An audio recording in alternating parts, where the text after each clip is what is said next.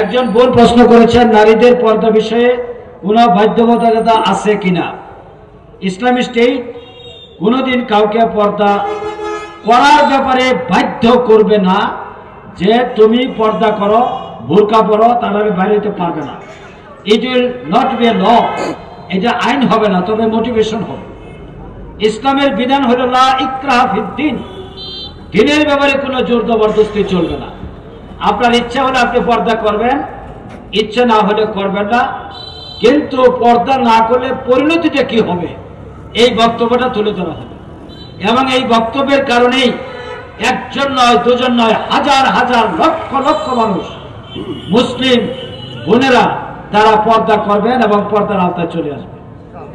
It is not a mandatory, but it is obligatory এবং it is normal duty for a মুসলিম।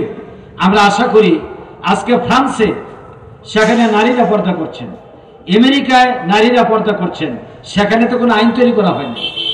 শুধুমাত্র তাদের চরিত্র, সৌন্দর্য, তাদের বিউটি, তাদের অ্যাট্রাকশন, তাদের মরালিটি, সেফটি অ্যান্ড সিকিউরিটির জন্য তারা উপলব্ধি করেছেন পর্দা ছাড়া তাদের নিরাপত্তা নাই, তারা পর্দা করছেন।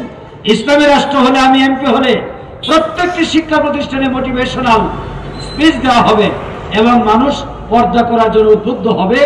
নারীরা আল্লাহর রহমতের প্রোটেকশনে থাকবেন ইনশাআল্লাহ।